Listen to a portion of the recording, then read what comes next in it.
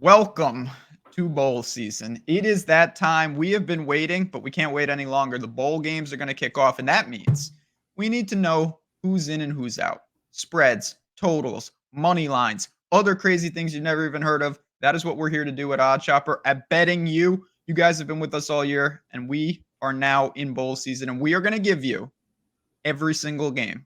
Leans, likes, whatever we got going on, it's going to be a doozy. So buckle up. Get excited. I know you have been. I already seen the spreadsheets. You got all sorts of personnel changes, my friend. That is Matt Gajewski. I, of course, am Ben Raza. Welcome to Betting You. But man, we got a lot on deck today. How are you feeling with the first games of bowl season this week? I'm excited. I've done a reasonable job keeping up to date on all the movement. As we record this, it'll come out sometime after once it's edited. There's a decent chance someone will have entered the portal or declared for the draft within that short time. So just be aware this information will continue to change. In my pinned tweet, I do have a doc that's just open to the public where you can take a look at who's moving where.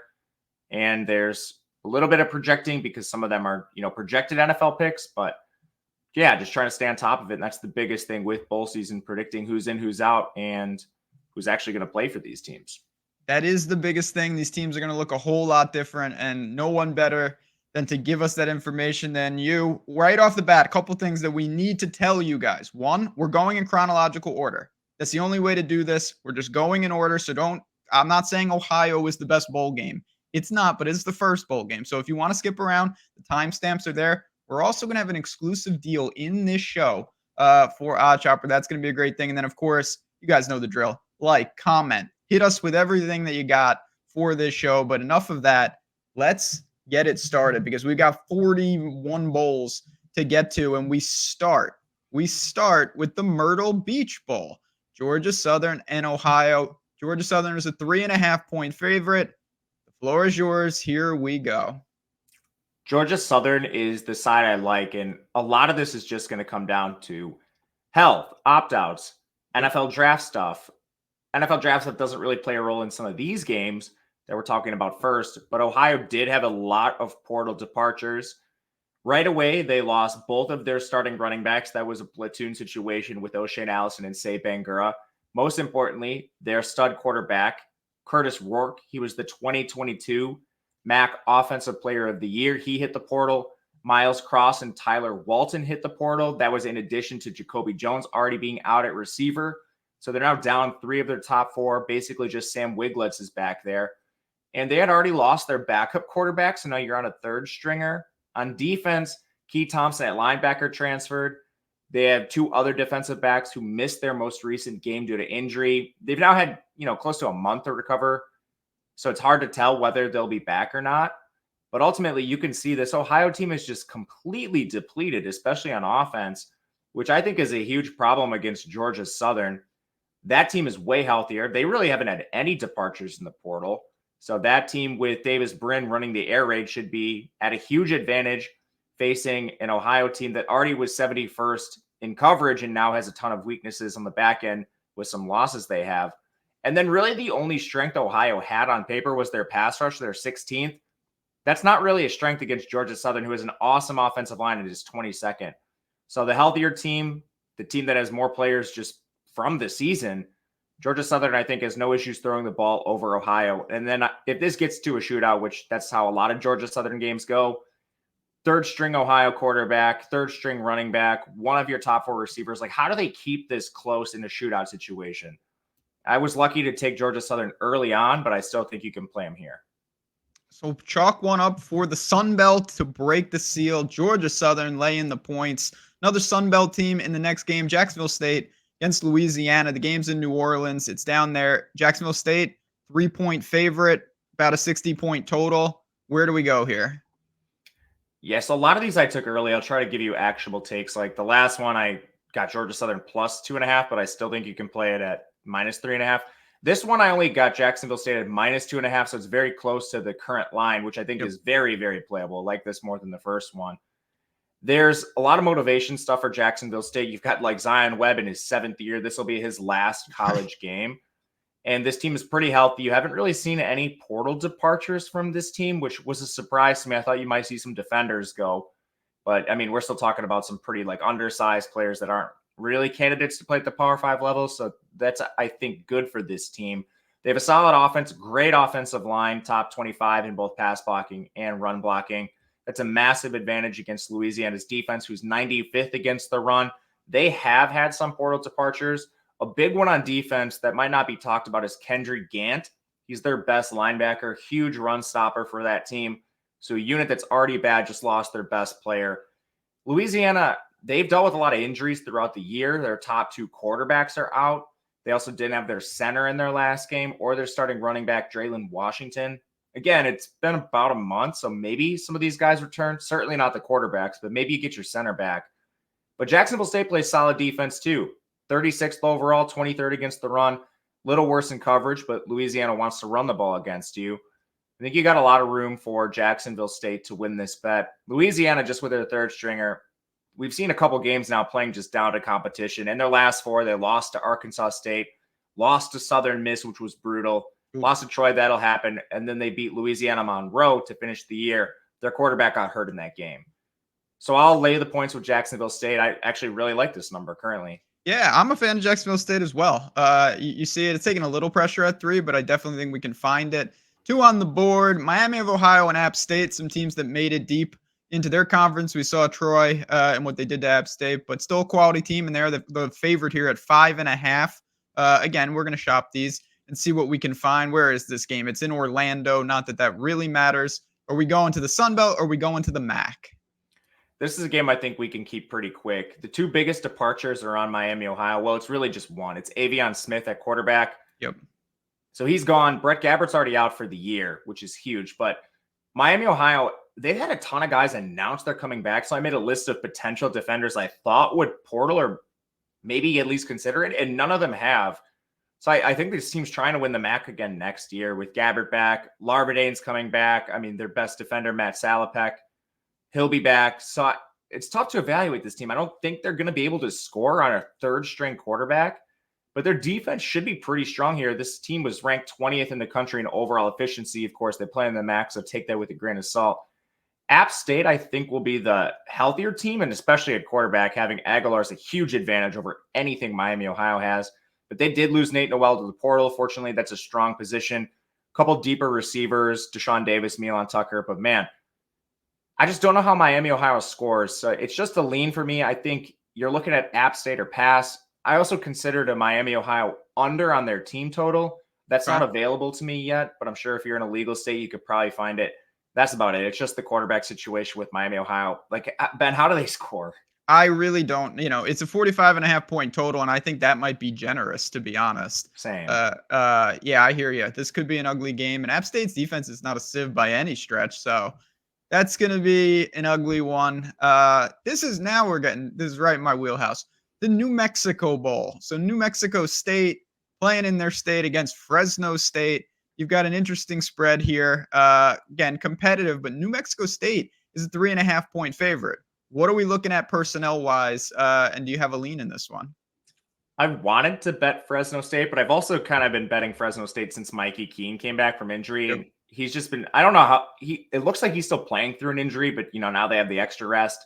That loss to San Diego State at the end of the year was just absolutely brutal. I was on Fresno in that game, and he's played poorly. There's no way around it. His year-long stats look fantastic. Then if you isolate like his last 4 games, man, it's been pathetic. But ultimately, this team does have a pretty good offensive line. They're great in pass blocking. Their year-long stats as a whole are good. So I'm kind of trying to buy Fresno, but I don't know if you need to do it right now. The other thing I think you could look at if you're a little worried about Mikey Keene, which I certainly am, is over 51. New Mexico State is a great offense. They're 43rd overall. Diego Pavi is healthy. He got knocked out of their conference championship game, but everything indicates he's going to return. Fresno's really struggled against the run. They're 91st there, and they've gotten handled a couple times by dual threat signal callers. Jaden Maiden just ran for 6.9 yards per carry, 96 total yards against them in their season finale. So I do think Pavia can have success through the air and on the ground. And on the other side, we just saw New Mexico State lose his starting quarter to the portal. This team was already 92nd in total defense, 96th in coverage. Mikey Keene, his strength is through the air. They have great receivers. They go 4 deep there. And they can run the ball with Sherrod when they want to. New Mexico State 75th in total defense. Pacing doesn't line up here, but man, I'm considering just an over from the explosive offenses on both sides. What do you think about that? Yeah, I mean, we saw, I know pacing never lines up with them, but even against snail pace Liberty, New Mexico State was moving the ball up and down the field. And then Pavia got hurt. They put in that Blaze character, and he was all right, but he's just not Pavia. So I get it. Fresno State's been an enigma to me. If I had to bet a side, I would lay the points with New Mexico State. I just can't. I'm done with Fresno State, but I get it. And over there, 51, it is readily available. That could be an actionable spot. And again, we've got 41 bowl games. Sometimes you're going to have to resort to those type of plays. We've got in California the Los Angeles Bowl, Boise State and UCLA, 8-5 and 7-5 squads, 4-point spread. Bruins are the favorite. Are they healthy? Are they equipped to deal with Boise State? I'm not a fan of Boise State, but what are we looking at here? I laid the points with UCLA at 2.5. I was debating before the show whether to consider this at 4, and I think you can. UCLA obviously has some opt-out stuff you need to watch. They've been hitting the portal already. So just to look at those guys on offense, Cam Brown, he was a rotational. He was like their wide receiver 3. He portaled. Dante Moore portaled. Not a huge deal. They only played him part of the year anyway. Carson Ryan at tight end. But on defense, Kamari Ramsey, William Nemo, and John Humphreys, all from the secondary, hit the portal. Laitu Latu's going to opt out. I would be shocked if he played. He's their NFL edge rusher. He's likely a top 5 pick. But then you have a couple other guys which I think are ripe for either portaling or the NFL, like Alex Johnson, Kenny Churchwell, Gabriel Murphy. I think you need to watch every single one of those names. But this team is still deep, and I think they're better than Boise overall, who had Talon Green hit the portal. Maddox Madsen, their other quarterback's already out for the year. So now you're on a 3rd or 4th string quarterback. I don't even know who they're going to start. The candidates are Colt Fulton and CJ Tiller, both 3-star recruits. None of them have even played. Fulton has 8 snaps, Tiller has 2. So complete unknowns there. You're already down a ton of options at receiver. McAllister's gone. Cobbs is gone. Whiting and Penry are hurt. They didn't have their center, Garrett Kern, in the conference championship. Defense is fairly healthy, but they're 105th in total defense to begin with, 97th against the run. So to me, I'm not sure UCLA gets stops, but I know Boise's not getting any. And you can just fall back on Carson Steele, whether it's Colin Schlee or Ethan Garbers or a combination. I don't really care. Sturdivant's still there. Loy is still there, anticipating him playing. Your offensive line is mostly intact. They're 26th in run blocking. So even if your defense has some extra opt-outs or transfers for UCLA, I still think they can play a style of game that limits Boise and scores themselves. So I'm willing to lay the points. I think I would still take the current number. Where are you at on this game? Yeah, it's still taking pressure, and there's a couple rogue 3.5s. It is juicy, so you're not going to get -110 at 3.5, but still, you mentioned the thing about UCLA. I feel like most of their like they've got. I'm not saying they're the best quarterbacks in the world, but they've got some of these guys. They've seen plenty of reps. They've got a backfield. I don't know who the boy you mentioned. If you don't know who the Boise quarterback is, I certainly don't. Those sound like made up people. No offense. I think it's like you stop Genti, you probably win this game. Exactly. And I think that they might be able to do that. I'm fine with it at 4. I really am. I still think we can do that. All right. Cal and Texas Tech.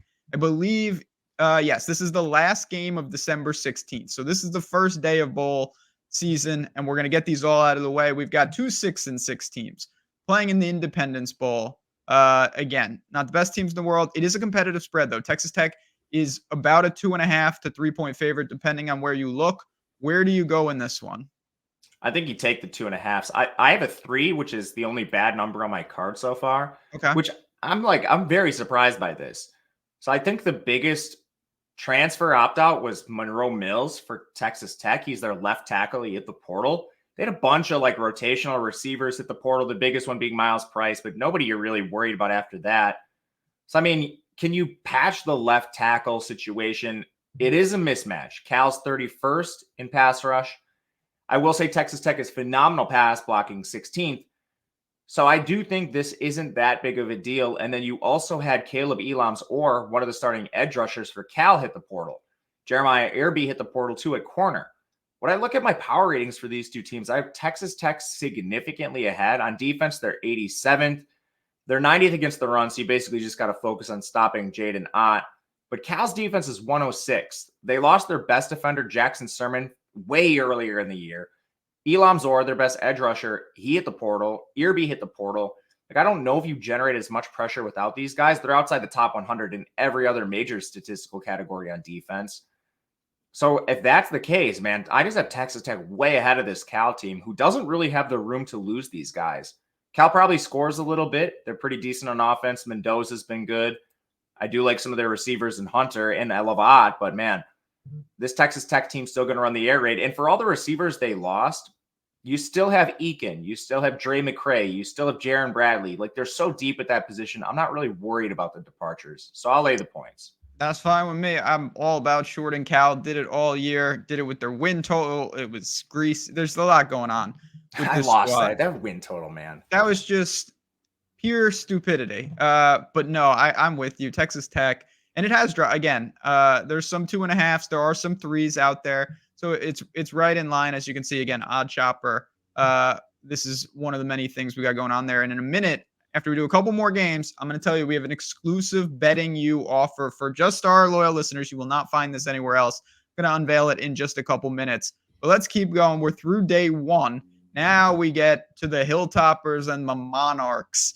Where are we? A famous Toastery Bowl in North Carolina. Of course. This is a game, actually, one of them that caught my eye right off the bat. I do like Old Dominion in this game. The more important question is, do you like them? It's sitting at 2.5 points. Yeah, I love them. I took them at 1.5. I thought this would move more, honestly. So this did comes I. down. Like, what in the world are we doing? But I understand Old Dominion can't really score that well. But here's who's gone from Western Kentucky. They're down at least 3 offensive linemen. So Vincent Murphy, Quantavious Leslie, Wes Dorsley all hit the portal. That's 3 starters.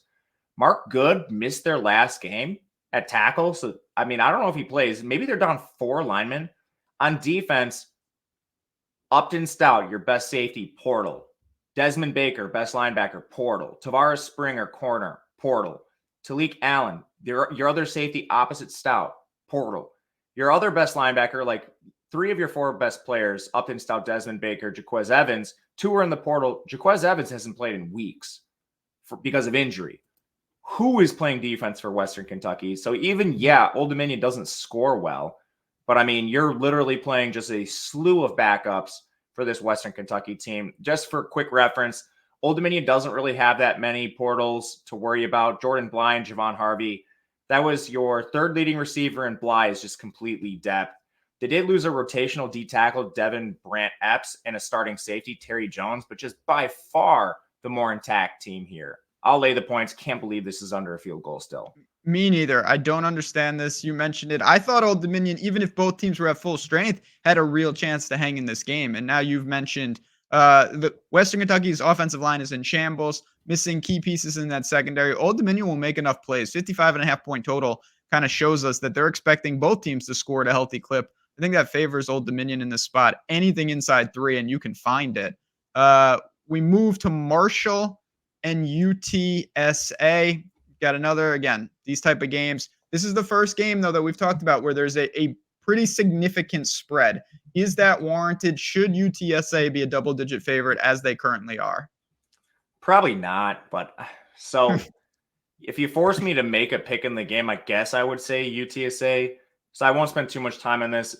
Marshall has a bad quarterback situation, and they lost their starter, Fancher, to the portal. They also lost one of their starting alignmen, Trent Holler. Their starting tight end, Cade Conley, who's been among their best pass catchers, has been out.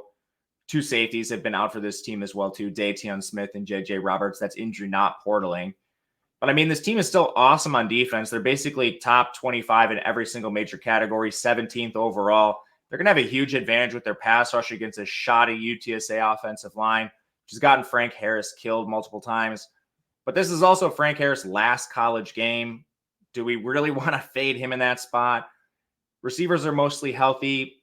I will say the defense is terrible. They're 1/10 in coverage. Not that Marshall can throw on you, but their best player in the AAC Player of the Year on defense, Trey Moore's in the portal. Man, there's so many moving parts where I'm not going to lay 10 points with UTSA. If you're doing like bowl pools and stuff, that'd be the team I pick. But man, I don't think you can play Marshall with this backup quarterback situation. Fancher was already awful. How bad is the guy behind him? I mean, I don't know. Full pass for me. Bad game. I will say, the one actionable thing, the line is bouncing all over the place. It is a little juicy on both sides, but you can find plus 10.5, and you can also find minus 9.5. So if you have an angle that you want to play in this game, just make sure you're getting on the right book. I would not lay 10.5 unnecessarily. I'm not going to be betting this game, but just a shout out to the game itself. Make sure you are shopping that. All right, the next game, the Boca Raton Bowl. We've got South Florida and we've got Syracuse. This is a game, of course. Sadly, I can't bet even if I wanted to because I'm in New York. But we do have a 3-point spread for Syracuse. Talk to me about the orange. Is that where we want to go? Yeah, I'm going to bet Syracuse, but I don't think you're really incentivized to right now. USF has taken a ton of money, which I think this is just largely like the coaching change for Syracuse because they honestly haven't lost a lot of players, at least from the season. USF, I think, makes a bowl off a really bad conference schedule. Like the AAC is terrible this year. So they get in beating backup Trexler Ivy, beating backup Daniel Richardson, beating Rice in the game where JT Daniels got hurt, beating Florida A&M, beating Navy, and then Temple. So, I mean, like this is the worst, maybe the worst 6 wins of any bowl team. Syracuse is a legitimate like Power 5 team. They've morphed their offense, but I mean, still beating teams like Wake Forest and Pitt. Those are better wins than anything USF has on the board. And I don't think you're really dealing with any opt-outs or injuries or anything like that outside of what we already knew. The only guy who hit the portal is Leon Lowry. He's like a really middling edge rusher. Wisconsin took him. I don't know why they did that, but otherwise, like Gadsden, Pena, they've been out for the year. Like they haven't been playing with these guys at all.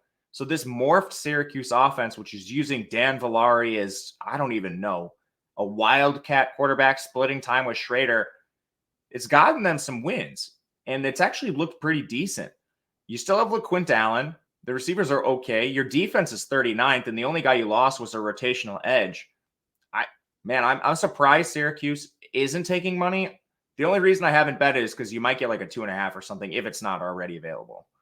Yeah, again, keep an eye on it. Syracuse, to their credit, they did morph an offense into a kind of a cool product, a little different than what we see, but I'll give them some respect. All right, one more, and then we'll get into some cool deals and offers. We've got UCF and Georgia Tech. It's a 4.5-point spread for UCF. This is a team, if you've watched Betting U all year, they've been on our cards a lot to pretty good success at times, particularly when they're healthy. The big question here is who's in and who's out, because Georgia Tech is a team I've backed quite a bit myself.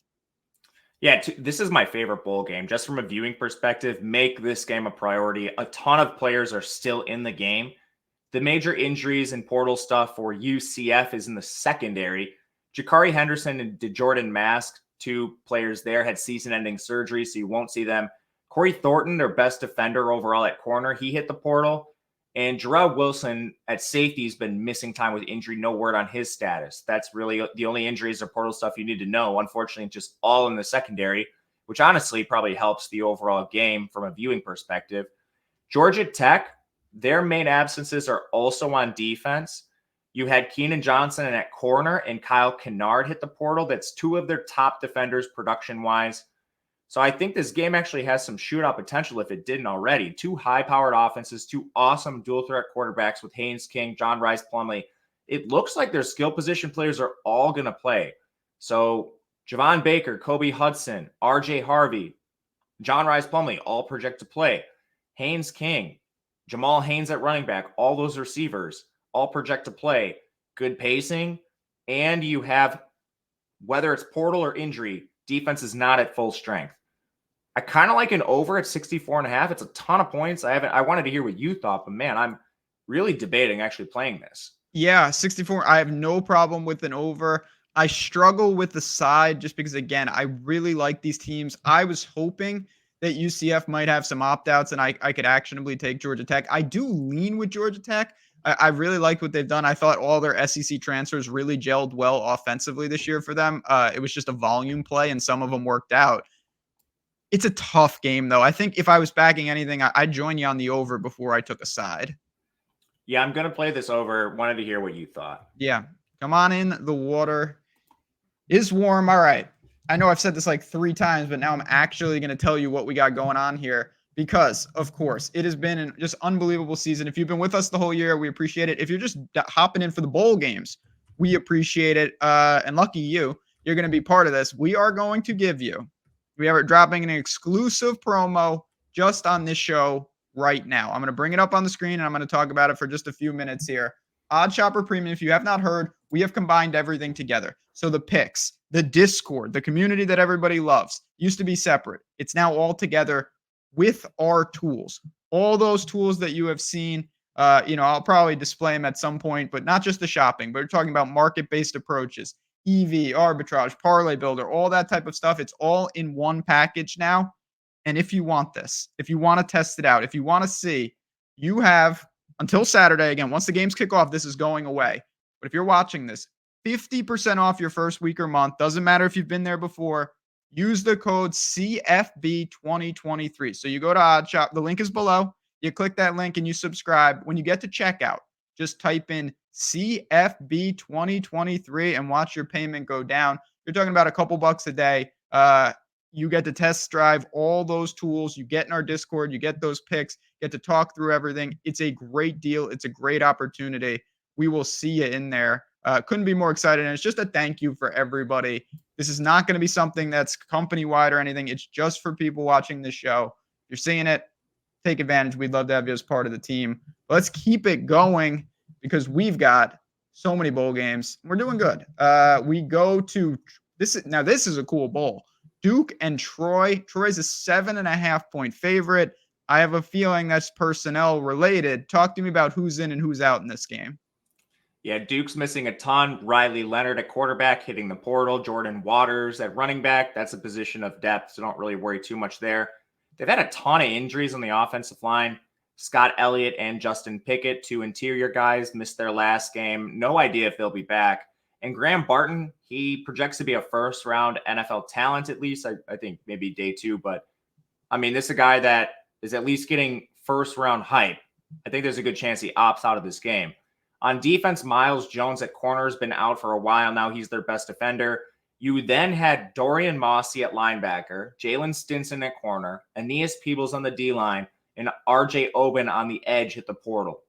You just can't sustain that kind of departures if you're a team like Duke. Duke had pretty solid starters this year. Their depth is just, it's horrible. And now you're looking at all backups, essentially a new coaching staff coming in against Troy, who has essentially no injuries, no absences, no transfers. Now, Troy struggled in their only other time really going against Power 5 competition. They got clobbered by Kansas State. That was a fully healthy Kansas State. I'm probably not going to bet this game, but I do believe it's Troy or pass. Like, I just don't know how Duke scores against this Troy defense, which is 10th in the country and first against the run. And again, you'll be facing backup Duke quarterbacks. I do think they try to run. Don't think they have success. Yeah, I'm a fan of Troy. I was fortunate to get them through in the conference championship game. I love that defense. Love that rushing attack. Games in Birmingham. Sign me up for Troy. They will get it done, and I don't think this will be particularly close. Just different team right now. This is a fun game. maybe it's not a fun game, but I'm going to try to make it a fun game. Northern Illinois and Arkansas State. Arkansas State early in the year seemed not likely to get to a bowl game. I'll put it to you like that. I think they get credit for kind of rallying. They found something at quarterback. Super close. Basically a pick 'em. So who wins this game? I kind of want to back Arkansas State again. Wanted to hear what you thought. But just generally speaking, I don't think the MAC is the strongest conference. In fact, I think it's the worst. You look at Northern Illinois' wins. Somehow they beat Boston College, and then, they follow it up with an FCS loss, just classic MAC stuff. But then their other wins are against Akron with a backup quarterback, Ohio, who's not the strongest addition of their team, Eastern Michigan, who's awful, Western, who fell at the end of the year, and Kent State. I mean, you have one legitimate win, which a game they clearly should have lost against Boston College. I don't really buy this Northern Illinois team. Their top 2 receivers are gone, and it might even be worse than that. Like Kasper Ruchkiewicz hasn't played in multiple weeks. I think he's out for the year. Their number 1 receiver, Rudolph, hit the portal. Davis Patterson missed their last game, and Jalen Johnson only made it through 9 snaps before getting hurt. I legitimately don't know who's playing wide receiver for Northern Illinois, which I think is going to be a problem. On Arkansas State, this team is mostly healthy. You had 2 guys on defense leave, Jordan Clark and Javante Mackey. He was a linebacker. But I still think this team has a better body of work. They just beat Texas State 77-31. Other wins against Louisiana Monroe. I mean, like, these are legitimate teams where Northern Illinois had one lucky victory. So it's a close spread. I think this could be like shootout area. And if it gets to that, I don't like Northern Illinois with all their departures, injuries, whatever you want to call it on offense, at receiver especially. You know where I'm going. Obviously, I've been back in Arkansas State to varying degrees of success. I love this team. They can score. I think they've gotten so much better over the course of the year. Rolling with whatever they are. I think they're the Red Wolves. Give me Arkansas State. Again, you can find +1. They're also -1 at other books. Just shop it around. Always shop. We've talked about some high power games. This is not going to be that. This is a cool matchup, but I just don't even understand what happened to Air Force this year. They were doing so well, then they got so injured. Now they're here against James Madison, who I didn't even think was supposed to be in a bowl. I guess they are. There weren't enough teams. 2.5-point spread, 41-point total. Where do we go in this sluggish, defensive-oriented matchup? Yeah, I wanted to take Air Force +3, and then I don't know what happened. I just missed it. 2.5, I would play the 3, maybe 2.5, debating it, but so James Madison lost their coach. He's up to Indiana, and obviously this team's getting raided in the portal on defense, especially. Taurus Jones at linebacker, Aiden Fishon at linebacker, Mikhail Kamara at edge, James Carpenter on the interior, all in the portal. On the offensive line, Tayshawn Wyatt's been out. Nick Kidwell's out for the year. Tyler Stevens hit the portal. Running back Kalen Black's in the portal. Jordan McLeod's in the portal. Allegedly, he's going to play in this game. But, man, I mean, you're looking at 7 or 8 starters probably not going to play in some capacity for this James Madison team, especially on defense. That's huge. This team was 10th overall, 4th against the run. Air Force is the opposite. Their coach actually gave us some injury information. Couldn't believe it. Zach Larrier's practicing already. Jared Rosnos, Dane Kinnaman. They're all expected back. The latter 2 are receivers. Emmanuel Michel already returned in their most recent game. Then on defense, Jerome Gallier Jr. and CJ Boyd in the secondary project to be healthier as well. So you're getting Air Force back to full strength. We know this team cares about bowl games year in, year out. They have some of the best, I don't know what to call it, motivation of any team, really. So they get up for these games. James Madison, with Cignetti moving on and a lot of these players moving on, not sure what the motivation is outside of it. I mean, they are playing in a bowl, which is very rare for this team. But yeah, would play the 3, debating the 2.5. Yeah, I like Air Force. It's tough for me because Air Force was a team that I really thought had a chance to actually be like undefeated, kind of like James Madison for a little while. And it didn't work out. I still think if you're going to give me a couple points, it's 2.5 everywhere. I would take them. I'd even look to a money line. If you're in a bowl pick'em pool, this could be one of the upsets straight up. It's a minor upset. I don't think it's kind of that crazy at all. This is another game that is very similar. You got a 1-point spread between Utah State and Georgia State. Teams we've seen. Utah State's been using all sorts of quarterbacks. Who's going to be under center, and where's the pick? I actually don't know because Lega had the shoulder injury. McKay Hillstead had the ankle injury. Levi Williams is joining the Navy SEALs. I don't know when he leaves. That. Yeah, I don't know when he leaves. But honestly, I don't know if it matters. Like, all 3 have been above average college signal callers. They have a very good problem on their hands where, I mean, I think you honestly feel comfortable running out any of the 3. This team is by far the healthier team, the team that doesn't have as many departures. It's just Devin Dye in the portal at safety. He's the only guy for Utah State. Georgia State, man, this team's losing it. Not a lot, but they're losing some real producers. Robert Lewis, wide receiver 1, transferred to Auburn. Marcus Carroll at running back, believe he transferred to Missouri. One of their offensive tackles, Montavious Cunningham's gone. Your best corner, Bryquise Brown. Jalen Tate at linebacker. I mean, I missed the best number on this, but Utah State at a pick'em. This is a team I really like going against a team in Georgia State, which just can't absorb these losses. Like, power rating wise, I already had Georgia State 101st in offense and 109th on defense. They've won a couple very close games to get to bowl eligibility. Now you're moving best receiver, best running back, perhaps your best tackle, a corner, and a linebacker. I just don't know how you sustain this against Utah, who's 54th on offense and then 124th on defense. They are very bad there.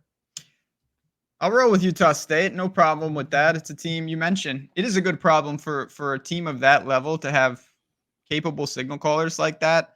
We've seen all these guys play, and someone's going to be under center. Okay, now we're getting Eastern Michigan and South Alabama. The Jaguars getting a lot of love. 15.5-point favorite, and it's taking pressure. Seen it even higher just looking at the odds here. Yeah, it's up to 17 in a couple spots. 16.5. Is that warranted? I know Eastern Michigan and their offense was not good to begin with. Eastern Michigan's the worst team that made a bowl. They lost their quarterback, Austin Smith, to the portal. I don't know where he thinks he's going to go. On defense, Micah Coleman at linebacker, portal, TJ PV at safety has been out for a long time. I mean, this team just doesn't have any good players. But am I really going to lay like 17 points with South Alabama, who's, I mean, they had legitimate like NFL talent. Colin Lacey hit the portal. Devin Voisin, their other receiver, has been out for the year with an ACL. LaDamian Webb's off to the NFL. I mean, at tackle, you've had Josh McCullough and Jordan Davis injured. So, I mean, if these guys play, I probably am just going to lay the points with South Alabama, but I'm not going to do this right now. I'm going to wait and see who's actually going to play for this team before betting it. A really hard game to bet. Terrible game. 47-point total, too. So, like, it just shows you what the team total expectations are for Eastern Michigan. Maybe an under? Yeah, I don't even know. It's just such a bad game. It's the Eastern Michigan stinks, man. I would have rather had just about any team. Yeah, they should just let South Dakota State in, take them on. That would be awesome. Yeah, that would be. Utah and Northwestern. This isn't gonna be a shootout by any stretch, but you know, at least some teams that are somewhat capable. Another question to go. It's the same story. What does Utah have left? What's Northwestern about? Credit to them for getting to a bowl. I thought that was an impossibility this year. 7-point spread. What do you see in this game? Yeah, they should take all that money that Jimbo Fisher had left over and give it to whoever this Northwestern guy is that took over an impossible situation, got into a bowl. Like, he should win Coach of the Year, whatever awards they have in college football for coaches. Unbelievable performance. What Utah has left is their fifth-string walk-on quarterback, Batari, who played horrible in his only start. Cam Rising still out. Bryson Barnes and Nate Johnson at the portal. I mean, at receiver, Mikey Matthews, Makai Cope hit the portal. Devon Vele's off to the NFL. Tight end, Brant Keithy and Thomas Yasmin are still injured. On the offensive line, Jared Crump at center's been out. On defense, Lander Barton at linebacker's out for the year. Logan Fano at edge is out for the year. Jonah Ellis at edge is out for the year. Starting corner, Jatravis Broughton hit the portal. I mean, like, at some point, this team just has so many departures, injuries. I don't know how you back them in any circumstance. Northwestern has everybody playing, really. Just Josh Preeb hit the portal on their interior offensive line. That's it. I mean, every single major pass rusher for Utah is gone or injured. I'm taking the points with Northwestern. I don't care. This is going to be an ugly game. It's going to be a really low-scoring game. You're giving me a touchdown with a team that's essentially fully healthy. Ben Bryant playing in his last college game. Pretty decent receivers. Kurtz is going to play. Porter is going to play. Everyone except Preeb on the offensive line. They don't really have any injuries. I mean, fully healthy, no portal losses. Give me Northwestern. Any interest in like plus 235? Yeah, I have a lot of interest in that. Like, Utah's playing a fifth-string walk-on, Luke Batari. And their offensive line is already terrible. They have a 35.5% pressure rate allowed. Like, this team stinks. Don't need to convince me. I'm not a fan of Utah. I've been trying to short them as much as I can all year. Coastal, this is a cool game. This is an underrated game, in my opinion. We've got Coastal Carolina, and we've got San Jose State out on the island in Honolulu. It's a pretty lofty spread, though. You're talking about a 10-point spread for San Jose State. Is that a product of personnel, or are they just playing that well right now? They are playing well, albeit against really bad teams. They had that, 5 or 6 game win streak to close the year. I did play them at 7.5. But what I've been debating is honestly buying back at Coastal if this gets to 10.5 or 11 or something closer to 2 scores. With Coastal, you have a lot of departures. Grayson McCall's gone. Backup quarterback Jarrett Guest is gone. CJ Beasley's gone at running back. What I'll say is they use about 8 running backs. It doesn't matter. And honestly, a quarterback, Ethan Vasco's played reasonably well as their third stringer too. So I don't know how big of a difference that makes. Receiver is huge though. You lose Jared Brown and Tyson Mobley. Now you'll have to rely solely on Sam Pinckney. It's not a position of relative strength. Defense is okay. You lost JT Killen at linebacker and Juan Powell at corner. So can they make up for some of these absences? Because San Jose State is fully healthy, no absences in the portal right now. I don't really anticipate any. You do maybe have some guys that could opt out, like Kyrie Robinson, but honestly, probably not. But ultimately, this defense still is awful. They're 128th against the run, San Jose State, that is. Coastal's defense has been very giving lately as well. So, I mean, I think right away you have two defenses that are probably just going to give up a ton of production on the ground. But man, at some point, this has gone pretty far for Ethan Vasco, who's a quarterback that has great mobility. You still have a ton of running backs for Coastal. I still like Pinckney. I don't know. I'm considering buying back at a certain point here. Also not really opposed to an over.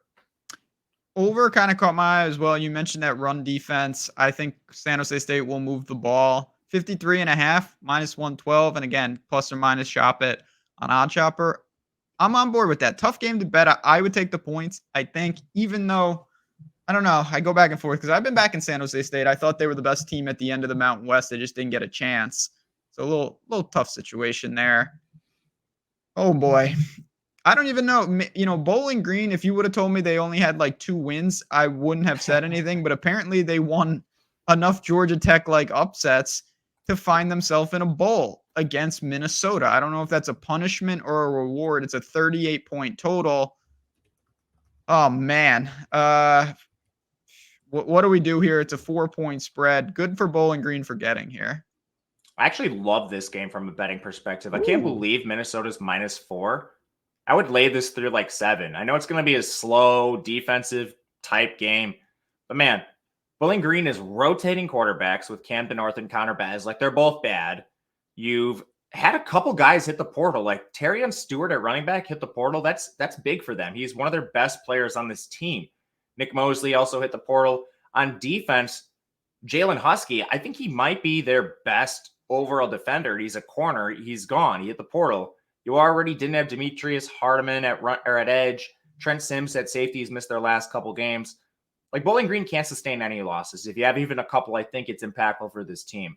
Minnesota did have a couple guys leave, mainly Ethan Kaliakmanis. I don't honestly know how much that matters. He had a terrible year. And their backup, Cole Kramer, he's not, like Steven Jelly for Notre Dame or something, who hasn't played a snapper like the Boise guys. This guy has come in and played situationally. They'll use him on occasion as a wildcat guy. To give you a comparison, Cole Kramer reminds me a lot of a Garrett Green for West Virginia, and I think that's how they're going to use him. As a runner, try to hand the ball off, use him as an extension of the run game, and then throw situationally. Like, don't expect Minnesota to increase their throw rate at all. Offensive line's pretty good for this team, and Bowling Green's defense, while decent, they're still 64th against the run. That's their worst trait, and they played a max schedule. I think Minnesota just runs the ball down their throat with whoever plays running back. Ton of injuries there, but it hasn't mattered. You now have Cole Kramer to help you in that regard. You also got healthier on defense. We talked about like them using 9th string linebackers in their most recent game. They returned some guys. So I think their defense will be better too. I just flat out can't believe this is 4. Yeah, I mean, it's Minnesota, but it's hard for me to argue with that. They Again, also lost to Bowling Green 2 years ago. Well, yeah, that is true. It's like a 30-point. Bowling Green is a giant killer. They have 1 or 2 every year where they do that. I mean, now this next game, I feel like for us as a team here, this is near and dear to both our hearts. Rice and Texas State, 2 of our favorites. We both sport some love for these schools. It's a 4.5-point spread, only 59.5. I thought that might be higher, but what do we got here? Texas State is another team I'm obsessed with. The game's in Texas, the First Responders Bowl. Okay. Good stuff there. And we've got Texas Tech in their prolific offense. What do you see here? Can they rack up the points with Rice? I think so. JT Daniels retired. So you have AJ Padgett under center, who's been awful. Guy can't run. he's essentially like a poor man's JT Daniels, pocket statue with way less passing efficiency. Jack Bradley at tight end, Braylon Walker at receiver missed some time. Otherwise, you don't really have any opt-outs on either side. Not really a lot of transfer portal guys. So right away, even with JT Daniels, had Texas State 46th in efficiency, Rice at 77th. Now you project a step back. On defense, Texas State 61st, Rice at 84th. Rice also very bad against the run, which is an issue when you start looking at like Mahdi at running back. And however often they decide to take Finley out and use Hornsby on the ground. It's probably going to be somewhat of a shootout. I don't know if Rice can do their part with a backup signal caller.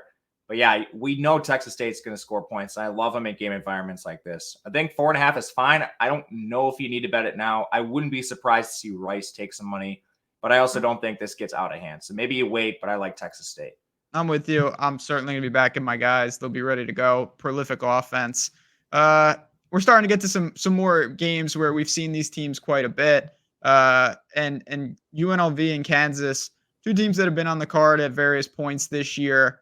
Talk to me again. It's all about that personnel. You've got Kansas as a pretty sizable favorite, 12.5, give or take, 64.5 point total. Is that just talent disparity, or is UNLV missing key pieces? I think a lot of it is talent disparity. The only player who's really opted out of this game from a consequence perspective is Jaden Maeva at quarterback. UNLV has a nice problem where Doug Brumfeld has started many, many games for this team. So I don't know how big of a drop-off it truly is. But this team also has a lot of concerns. 77th in total defense, 112th in coverage, 49th against the run. That's playing a Mountain West schedule. Kansas hasn't really had any opt-outs at all, which somewhat surprising. But I mean, 3 wide receivers, Luke Grimm highlighting that list, Lawrence Arnold all projected to play, Devin Neal projected to play, Jason Bean projected to play in his final college game of his career. Defense has been awesome. They're 25th in coverage, little more giving against opposing ground attacks, but man, Mello Dotson has been awesome for this team. Kobe Bryant at corner, like they're really good in the secondary. No opt-outs or major injuries there. I mean, Kansas is healthy at the right time if you're trying to back them in this game. I took them at -11. It hasn't moved through any key numbers. So honestly, I think current number is just fine here. You want to do like money line parlays and stuff. I think this is a great piece to add for bowl season. If you're doing like one quick other thing, if you're doing like a confidence pool, this one would be towards the top in terms of straight up winners. Yes. Okay, I agree. Yeah, I've seen some early, KU. We got Daniels and Daniels Heisman talk anyway, but that'll be for sure. Daniels. That'll be a show for next year. Tulane and Virginia Tech. Virginia Tech's another team. I'll be honest, I didn't think they were going to make one. 7.5 point favorites. Here they are. Good for them. What's going on with Tulane? 46 point total. Who's in and who's out here? Tulane has a ton of guys on defense gone. Corey Platt at linebacker, DJ Douglas at corner, Keith Cooper Jr., defensive tackle, Devine Deal at defensive line, Kentrell Webb at corner. Probably 5 or 6 starters, depending on how you classify snaps. On offense, Chris Brazell hit the portal. Lawrence Cuse has been out. 2 of your top 3 receivers. Honestly, I wouldn't be surprised if Michael Pratt opts out of the game. I don't know. Just so many departures in Tulane. A team that had taken a step back from last year, so you can't really sustain some of these losses. It's not like I love Virginia Tech either, but man, this team, the only guy Virginia Tech really lost that was a real contributor was Derek Canteen. They had a couple of like rotational guys on offense, Daquan Wright at tight end, Dwayne Lofton at receiver, but those aren't full-time players. So, I mean, I don't love Kyron Drones. I don't love Tootin. I don't love the offensive line. But, man, I mean, at least they're the day one starters for this team, whereas Tulane is down everybody. Probably not going to bet it, but I think it's VT or pass. Yeah, keep an eye on this one again. Make sure you shop it because it is at 7 on the hook right now. These games are still, again, we're doing this show to preview every game. We're talking about weeks away. So we can and will get news. This is why you want to stay up to date. Again, you can join us. Link is below. OddsShopper Premium. Use that special code CFB 2023 at checkout. It's just available until Saturday, December 16th. Get on in there. You can always sign up, but you won't get that 50% off till afterwards. All right. We got UNC and West Virginia. I'm sure no surprise to you. Saw it flash on the screen yesterday. Drake May go into the draft. That's not a surprise. Top end pick. What's going on with this game? You've got West Virginia as a 5.5-point favorite. I took them at -3, which I'll just sit on. I don't know if I would take a 5.5, but I am interested in an over. For North Okay. Carolina, obviously, you've got Drake May gone. They've also had a couple other injuries and departures among their pass catchers. You lost Bryson Nesbitt, who's like a receiver tight end hybrid. He's injured. John Copenhaver's also injured at tight end. Tight end 3, Kamari Morales at the portal, so I don't know who they're going to use there. A couple rotational receivers are gone. And then keep your eye on Tez Walker. I don't know if he's going to play or not. If he does, I actually kind of have interest in an over here. And starting with the departures on West Virginia, this team has a lot of injuries and players that have portaled out in the secondary. Hershey McLaurin at safety, portaled out. Lance Dixon at linebacker, portaled out. Michael Lockhart at defensive line, portaled out. But then you had a ton of injuries already this year in the secondary. Keyshawn Cobb at safety, Marcus Lloyd at safety, and then another edge rusher, Tyron Bradley, missed their last game. So I think this over hinges on backup quarterback Connor Harrell, who has 21 career snaps, only has 6 career attempts, but this guy's a dual threat. He had over 300 yards rushing in his final 2 college seasons. He's playing behind a good offensive line, which projects to be mostly healthy here. And then you always have Omari and Hampton to fall back on at running back, who's not eligible for the draft. Excuse me. Hampton's not eligible for the draft, so he has to play. You're going to have Nate McCollum. If you have Tez Walker, I still kind of like the weapons for North Carolina against a depleted West Virginia defense. And then on the other side, West Virginia is going to score. None of their guys are really old enough to enter the draft. I mean, maybe Garrett Green could, but he's not good enough either. But as a college quarterback, good mobility, playing behind an elite offensive line, 2 good running backs in Jaheim White, CJ Donaldson, good receivers everywhere too for West Virginia. This team's going to score. Basically, the whole question to me is, can Harrell and these pass catchers do enough against a depleted West Virginia defense? And I kind of think they can. Yeah, I see where we're going with the over. I do think West Virginia is going to get this done. Another piece, if you're looking at confidence pools and things like that, I do like them. 5.5, we'll see. They're still taking money. I'm not sure it's going to test 7. I think that would be a little aggressive. But to me, West Virginia is the side that I do have interest in. I have not bet this game just yet, but I wanted to keep that in mind. All right, we're starting to see some big-time programs pop up on the schedule now. Louisville and USC. Louisville, last time we saw them, was in a what would have been a generational wealth spot if Rodemaker didn't have a concussion. It was still a wealth spot, but that's neither here nor there. Louisville's an 8-point favorite here, 57.5-point total. I mean, talk to me about the corpse of USC. What's going on with these teams? At some point, I actually kind of want to bet them. What would you think the line would be if Caleb Williams was playing? Pick them. 2.5. Yeah, I think it'd be somewhere between a pick 'em and 3. So Yeah. obviously he's not playing. Biggest news in the whole game. They haven't. I mean, they had a couple other guys leave. So Marshawn Lloyd, Brennan Rice declared for the draft. Michael Jackson hit the portal. Those aren't really huge names. On defense, they've been down a ton of guys in their secondary. Sayer Wright, Jacoby Covington, Zion Branch. They did have defensive lineman DeJohn Benton at the portal. So, I mean, just watch those secondary guys. They've had basically a month off. They did not play in week 13 either, so they had an extra week. But yeah, I mean, USC has 2 elite recruits behind Caleb Williams. Miller Moss has played actually a fair amount. He has a 73% completion, 9.2 yards per attempt. And obviously Malachi Nelson, who's allegedly the guy of the future, 5-star. Pretty decent offensive line, just a 22.5% pressure rate. For all those receivers we just talked about, you still have Taj Washington, Singer, Zachariah Branch are all going to play in this game.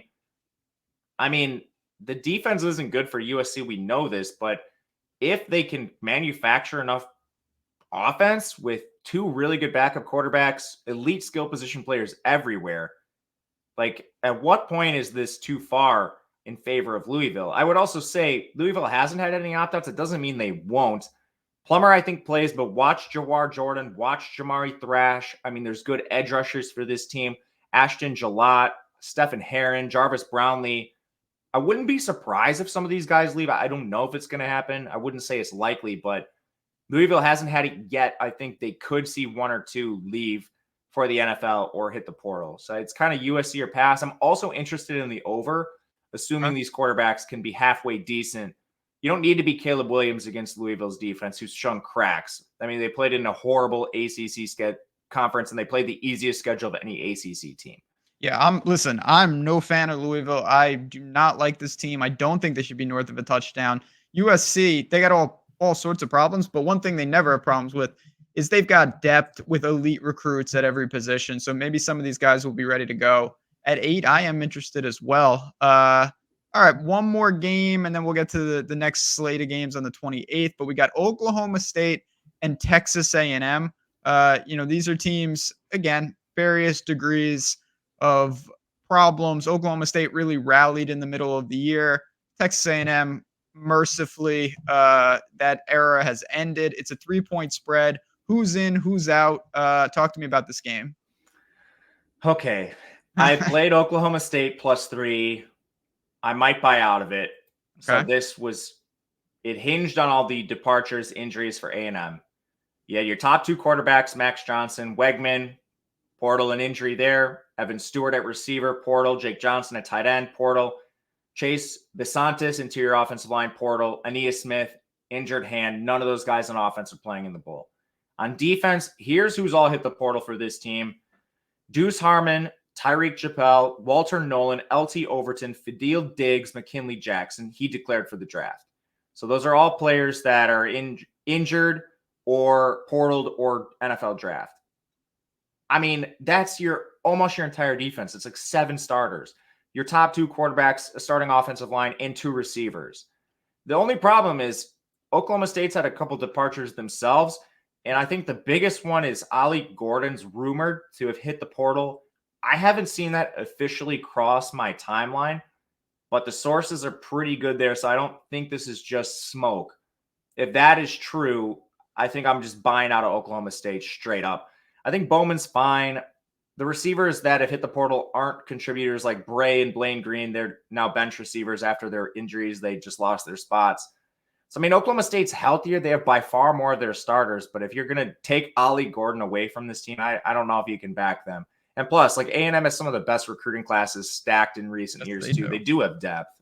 I don't know, man. I'm kind of throwing my hands up. I might buy out of this. Tough game. I wanted to back A&M, but you just mentioned like Walter, no, just the amount of people that have left this team. I still think that's the side I lean to, but it's so many pieces that are not going to be there. It is a tough sell. I will say their 3rd string quarterback has played well. Jalen Henderson, wherever he went, where was he before? Fresno State or something? Yeah, Fresno State. This guy has played really well, shockingly. I don't know how. Their O-line is terrible. Maybe they found something. Again, if the defense holds up, and they definitely have depth, but they lost a lot of big names. He does take sacks, though, and Oklahoma State does have a good pass rush. 27% of his dropbacks have turned into sacks, so he just has not been able to navigate pressure. All right, we still got, again, most of the big bowls are coming up here. Hope you've been using the timestamps. I do want to mention, though, always, because when you've got 40 balls and you've got a bankroll and you're saying, what do I do? Well, one of the ways to be able to bet more, always, is get on more books, take advantage of opportunities, and Bet365, of course, is one of those opportunities. I'm going to list off some states. Now, I wish it was every state, but it's not true. But if you're listening, listen up. If you live in New Jersey, Ohio, Virginia, Iowa, Kentucky, Colorado, or Louisiana, 7 states I just mentioned, if you live in one of them, go get your money. Make sure to take advantage of it. The link is below. Bet365 is giving you $150 just for betting 5. You sign up, you bet 5, win or lose, $150 in bonus bets coming back to you. You do have to be 21 plus, 18 in Kentucky. If you have a gambling problem, call 1-800-GAMBLER. But if you're looking for, hey, I want to put some crazy parlays in on bowl season, hey, I want to bet an extra couple games, this is the easiest way to do it, just by taking advantage. And you get access to another place to shop these lines. So shout out to Bet365. Here we go. SMU and Boston College. SMU, shout out to them. Didn't think they were going to play well in their conference championship game, and they did. What do we have here? Can they keep it rolling? 11-point favorites. Yeah, I'm definitely not laying that spread. If you're picking them for, I don't know, bowl pick'ems and stuff, I think that's the side you have to take. Boston College has had a ton of injuries, departures. Ryan O'Keefe, Pat Garwo, George Takix on defense, Jalen Backwell. Shida Sila, they're up for the year. Jaden Williams, a receiver, hit the portal. They've had 3 defensive backs injured: Elijah Jones, Jalen Cheek, Cole Batson. I just don't know who's playing for Boston College at this point. SMU, they did lose Preston Stone to the broken leg, Hiron White on the offensive line. But I mean, this team has enough depth to probably win against Boston College, but it's probably going to be a greasy, lowest scoring game. Like the Tulane game was. That was only a 26-14 point game. So yeah, I'll pass. I'm not laying double digits with this team, but I'd pick them in bowls. Rutgers and Miami, another very close competitive spread. You got the U as a 1-point favorite, 41-point total. Are you expecting a grinded out game here, or is there another angle to take? Probably a grinded out game. All the departures are on the Miami side. Rutgers, I mean, they played really well as kind of like a sum of their parts, but they don't really have any individuals that are really live for like NFL careers, anything like that. Miami has a ton of those players that sometimes didn't gel at times. So I think the biggest news here is you're probably looking at a 3rd-string quarterback, Ja'Cory Brown, under center, Emory Williams injured, Van Dyke in the portal. But you have like 4 running backs you can fall back on. Donald Chaney hit the portal, but you still have Knight and A.J. Allen. And I mean, Mark Fletcher's really emerged for this team. Colby Young portaled, but again, you got Restrepo, tons of depth there. On defense, a lot of guys gone. Akeem Mesidor on the edge, Nigel Kelly, they're out for the year because of injury. Daryl Porter's been out as well. Leonard Taylor there too. 2 safeties, they opted out for the NFL. Cameron Kinchins, James Williams. Jafari Harvey, one of those edges that stepped up in place of Mesidor and Kelly. He hit the portal. Chance Williams, a depth edge, hit the portal. But with all that said, man, I still think there's enough on defense where you can still probably stop Wimsatt in this offense. And then at one point, like I'll just back a Miami team loaded with skill position players and talent outside of quarterback right now. Like on defense, you still have elite players in Jaden Davis and Corey Couch at corner. Daryl Porter, if he comes back from injury too, he's another elite player. Ruben Bain on the edge has been fantastic. Mao Go at linebacker, still elite. You got a lot of guys gone, but you still have a lot of really premier talent on defense. I understand why the line's moving in Rutgers' direction, so I'm in no rush to bet Miami, but I'm definitely going to take this team. Yeah, I mean, I can never quit Miami. Why not? One more for the hell of it. They get me every time because of that talent.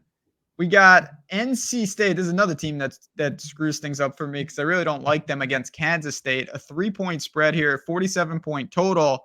2 teams that were kind of in the middle of the pack in their respective conferences. Kansas State at times showed some problems. What do we have here? Who do you expect in? Who do you expect out?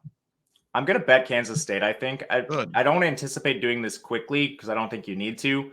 But, man, they did lose Will Howard and Trayshawn Ward. Fortunately, they have DJ Giddens at running back, and they still have the highest recruit in their program's history, Avery Johnson, at quarterback. Pretty good problem to have. They also have all their receivers. I mean, they go like 5 deep at that position. Sonata at tight end is still there. On defense, Will Lee and Kobe Savage did hit the portal in the secondary. But, I mean, are we really concerned with NC State exploiting us over the top? You do have Brennan Armstrong there at quarterback. I don't really know what you have there. He ruined his career. And then they have one good receiver in Conception who's not eligible for the draft. But I don't think this NC State defense is going to be at full strength, and they're 82nd in coverage to begin with. So, yeah, Kansas State wins a lot of the ground, but this isn't your Kansas State of old. They do have elite receivers and tight ends. They can beat you over the top, which is a weakness for NC State's defense. And then, I wouldn't be surprised to see some of these players miss. Peyton Wilson, Robert Kennedy, Davin Vann, Shaheem Battle, Devon Boykin, all really good defenders. Watch them. I don't know if you see all of them play. They probably do. It's NC State, but just watch and see. But anyway, Kansas State is the play for me. Me too. Like Kansas State, you mentioned the backup quarterback, high recruit. He can really move. He can cause a lot of problems on the ground. I watched him throughout the year when they would get him in there in these packages or when Howard was banged up. Yeah, man. I mean, Howard's good. Howard's going to play for a good Power 5 team, and this kid played well enough to run him out. Exactly. Yeah, he's in the portal. No doubt about it. Arizona and Oklahoma. Arizona's up to 3 now. This was inside 3. Certainly, we've seen the Gabriel news. Now it looks like it's officially Oregon. Not that that's relevant. 62-point total. Is Arizona fully intact here? You would assume they'd be up for this game. Arizona's fully intact. They have no starters in the portal, no starters dealing with major injuries. What a cool I don't know if team. any have popped up. We don't have news on it, but this team is fully healthy. They don't have project to have anyone sit out. Unbelievable stuff. Oklahoma, so they have Gabriel gone. You lose a couple running backs, a position of depth for them. But they still do have Jackson Arnold, he's basically the crown jewel of their last recruiting class. How much of Gabriel can he actually give you? Is this a 90% drop off? Is it 75? I don't know. I think that's really important to this game because Dylan Gabriel was such a cheat code for this offense. Jackson Arnold allegedly does have some mobility. So, I don't think your offense changes a ton with him under center. It's just the experience you lose. Gabriel, has a historic amount of starts under his belt. I did bet Arizona. I wanted to hear what you said because I kind of do have some reservations about it, but I think this is the team I want to back. I like Arizona in the spot. It's hard to do this, but that's why I kind of asked you that. I kind of knew the answer. That Arizona is just they are intact. They are ready to go. I think they can keep some momentum. And Oklahoma, I didn't think it was drastic problems, and certainly they're another team like USC, and there's a couple other we talked about where Texas A&M. The losses just allow super good recruits a chance. So it's not like a talent problem. I just like Arizona. I love the way they play. I've backed them a lot. I will see what we can get. I'm not sure it's going to go back to 2.5, but yeah, Arizona even at 3 is the play for me. I have them at 3. Yeah, I'm fine with that. We got Kentucky and Clemson. Let's see what we got here. It's a 5.5 point spread. Clemson certainly didn't have the year that they wanted. They did rally a little at times. What do they got going on? Who's in, who's out for the Tigers? Haven't bet this game. I guess I'll say mild interest in Clemson if we don't have any more opt-outs. I don't know if we will. We'll see. So it's mainly on defense. They had a couple guys leave on offense who I don't really care about, like Bo Collins. Antonio Williams should be back. Bo Collins isn't any good anyway, so who cares? On defense, you do have a lot of guys. Like Makuba hit the portal. Toriano Pride hit the portal, who would have played in this game. Nate Wiggins at corner and Jeremiah Trotter opted out for the NFL. They did find Barrett Carter. He's going to return next year. But what happens with some of these other guys? Tyler Davis, Rook Ohorahor. So I can't say his name. But Xavier Thomas, those are all defensive linemen. What are they doing? What about Will Shipley and Phil Maffa? They're both eligible to go to the draft. I don't know if they will. There has been no word. That would be huge because this team does win through their run game. I still don't buy Klubnik. The offensive line's not great, not bad. Receivers are atrocious. So, I do think having Maffa and Shipley would be huge for this team. Kentucky is just middling everywhere on defense. So I don't really think their run defense is going to stand up here. As far as Kentucky themselves, you still have the turnover factory and Leary there. All his skill position players project to play. Ray Davis said he is going to play in this game, which was weird to me. But they did lose Keaton Wade, defensive lineman, and Jalen Geiger at corner to the portal. As long as we don't have any more of these guys opt out for Clemson, I think they're the play. But that's just the thing. I'm not going to play it right now because you might see someone leave.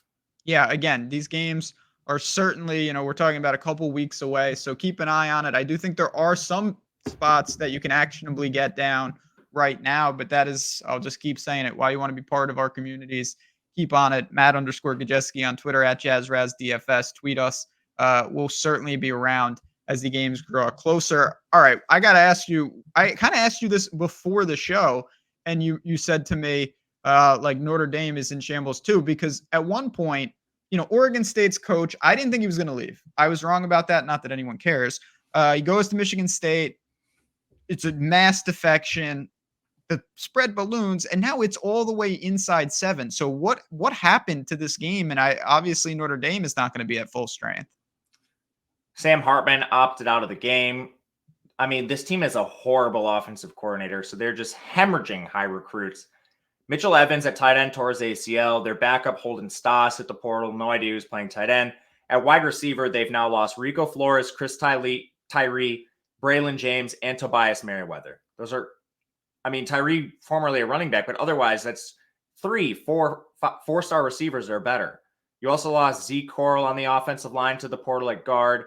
And then I think there's plenty of guys that haven't announced whether they're going to opt out or not. On offense, that includes Joe Alt at tackle, Blake Fisher at tackle, Audric Estime at running back. I think every one of those guys could opt out. And I think, honestly, with the Sam Hartman domino falling, there's a pretty good chance that all of them do. And then on defense, you had Nana Osafa-Mensah hit the portal, and Maris Leafau, he opted out for the NFL as well. There's a number of other NFL caliber players like JT Bertrand at linebacker, Cam Hart at corner, Benjamin Morrison at corner, Riley Mills, defensive tackle, Javante Jean-Baptiste, Jack Kaiser, Jordan Botello. I wouldn't be surprised if any or all of them opted out. So, I mean, there's tons of dominoes left to fall for Notre Dame. I certainly don't think you can play that side. But can you play Oregon State, who's been equally as affected by this? Top two quarterbacks, Uiagalelei and Childs hit the portal. I will say their third stringer, he's actually played some snaps before. It's Ben Gulbranson. Last year, he did play a considerable amount due to injury, and he's not terrible. So I actually think Gulbranson versus Angeli, Gulbranson's still probably the better signal caller. With Estimate projected to opt out, you do have Damian Martinez on this team who hasn't portaled, and he's not eligible for the draft. So I do think running back is an edge Oregon State's way. Receiver might be as well. Watch Anthony Gold. I think he's going to opt out, but still Silas Bolin's there. O-line's a mess for both teams. Defense is a mess for both teams. Oregon State's already had Achille Arnold, Jermod McCoy, and Easton Mascardenas opt out of the game. They both hit the portal, or all three of them hit the portal. So, I mean, it's a complete disaster here. But anticipating more from Notre Dame, I think if you are playing the game, it's Oregon State or pass, because there's just so many players likely to opt out for Notre Dame that haven't yet. What an ugly game you mentioned. It's the worst bowl game. Yeah, this is bad. Gulbranson, that is a good point, because, you know, when they lost DJ and then Childs, who's that big recruit, it was like, well, who's left? That guy has played, and he's somewhat effective. So I get it. I can't do that, though. That's a messy game. Memphis and Iowa State. Iowa State, 8.5-point favorite, 57.5-point total. We've seen during the year that Memphis was a really prolific offense. We also saw during the year that Becht for Iowa State was better than we anticipated. Who's in, who's out, and what's the side here? Yeah, Iowa State pulling off, you know, like Northwestern-esque season after they weren't expected to do anything. They, I think, are the side here. I was lucky enough to get them at 6.5. I honestly don't hate the current number. Huh? Memphis has a terrible defense, horrifyingly bad defense, and it's cost them games all year long. It's a shootout team, and now they're going to be facing Iowa State, who's built kind of the opposite. So Memphis has allowed production to some of the worst offenses in the country. Like Charlotte scored 38 points in this team. South Florida scored 50. Iowa State's just fine. Their offense isn't high-powered, but they're going to have no problem scoring. They did have some portal departures, but at positions of depth. So they lose like Norton and Sanders at running back, but Abu Sama coming off an elite Week 13 game in the snow. Guy's a monster. Good quarterback situation. I don't think Becht does anything special, but he takes care of the ball. Good completion, 8.1 yards per attempt. And then Iowa State, no departures on defense. They did have Malik Verdon out because of injury. Again, about a month now, maybe he returns. But no portals. No portal losses for Iowa State. They're going to stand on this defense, which has been awesome all season long. And then Memphis, they've been pretty good on offense against AAC competition, which we've already noted has been bad. They did lose McKylan Pounders, their best offensive lineman, to the portal at tackle. I don't know if that makes a huge difference. It is at least worth noting here. I think Iowa State is the side. Cyclones, I can get on board with that. No problem with them either. We get to these are some of the marquee, you know, elite bowl games. Missouri and Ohio State, two teams that, you know, again, they weren't, Ohio State was in the thick of it. Missouri was just a really good year for them. 2.5-point spread, 48.5-point total. Who's intact? Certainly, you know, we know McCord hit the portal. Talk to me. Maybe our favorite team of the year in Missouri. Yeah, so sometimes you get lucky betting bulls. I bet Missouri at +4, anticipating Ohio State opt-outs. Didn't think McCord was hitting the portal, so yeah, got lucky. Have to admit, got lucky. But yeah, I mean, I would bet Missouri at the current number. Anything under 3, I think, is fine. Ohio State, even though they haven't had some of these guys opt out yet, fully expecting them to. I'm sorry, Ohio State fans. I know you're offering Marvin Harrison first-round NFL draft money. He's not staying. Like, don't be insane. He's not. You know why he's not staying? It's because if he stays, he delays generational money in an NFL second contract. It's not even the first rookie contract that matters. And every year you delay that, you increase your risk of getting injured and then not making generational money in a second contract. Like Marvin Harrison, he could get like Tyreek Hill money or something in his second NFL contract. You just cannot delay that. His agent's not stupid. He's not stupid. He's not playing in this game. He's not playing for you next year. I also don't think Ibuka's playing. There's a whole slew of defenders. I would be shocked if they play. Like, I think some combination of Tyleik Williams, Josh Proctor, Jack Sawyer, Denzel Burke, Lathan Ransom, Sonny Styles, JT Tuimoloau, Davis and Abigason.